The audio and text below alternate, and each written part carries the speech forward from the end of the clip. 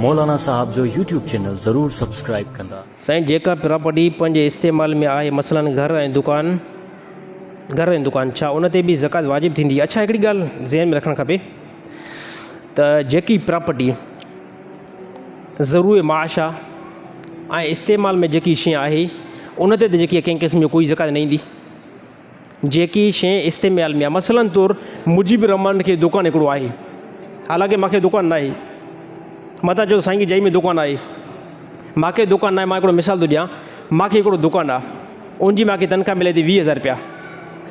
उहो मां उन दुकान जी जेकी रक़म मिले थी उन सां मां पंहिंजो घर हलाईंदो आहियां, उनजी तनख़्वाह खणी करे मां पंहिंजे घर में इस्तेमालु कंदो आहियां, त इन जे मथां ज़कात न ईंदी।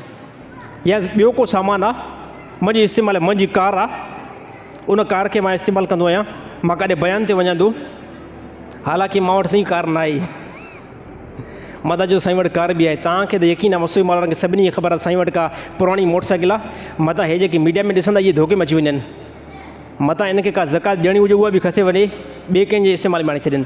कार मां वटि न आहे, मां मिसाल थो ॾियां, कार आहे हिकिड़ी इस्तेमाल जी आहे, उन कार खे मां इस्तेमालु कयां थो, मां अचां थो वञा थो, ट्रेवल कयां थो, बयाननि ते वञा थो, त उन जे मथां बि ज़कात न ईंदी। ज़कात ईंदी छा ते आहे, ज़रूरत खां अलावा हिकिड़ो सामान पियो आहे, मां वटि कैश रक़म पई आहे, मां वटि हिकिड़ी प्रॉपर्टी आहे, जंहिं प्रॉपर्टी जी रक़म त मूंखे ईंदी आहे, पर उहा रक़म मां इस्तेमालु ई न कंदो आहियां, मुंहिंजी ज़रूरत खां अलावा आहे। आसान जुमलनि में इहो सम्झी सघो था, ज़रूरत खां अलावा जेकी बि शइ आहे उन जे अंदरि ज़कात एड थींदी।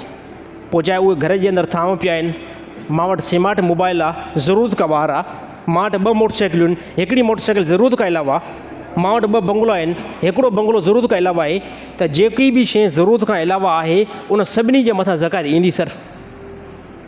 ऐं ज़कात खे कढण जी कोशिशि कयो। असांजा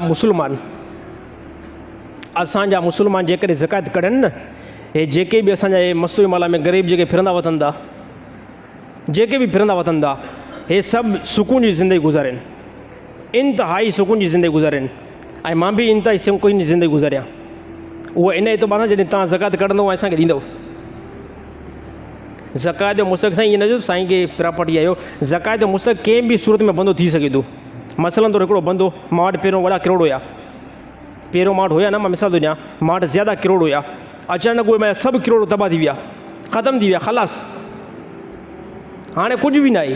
हाणे शरीयत चवे थी जेकॾहिं मुजीब रहमान वटि बैंक बैलेंस न आहे, पंहिंजो गुज़र सफ़र बहितर नथो करे सघे, हाणे मुजीब रहमान खे ज़कात ॾियो। मुजीब रहमान मां मुराद जेके बि मालदार जंहिंखे पहिरियों पैसो हुयो, हाणे उन्हनि वटि पैसो ई न आहे ऐं गुज़र सफ़र जो मुश्किल आहे, त हाणे उन्हनि खे जेको आहे ज़कात ॾेई सघो था। असांजा मुस्लमान ख़ासि करे रमज़ान में ज़कात ज़्यादा कढो, ज़कात कढो।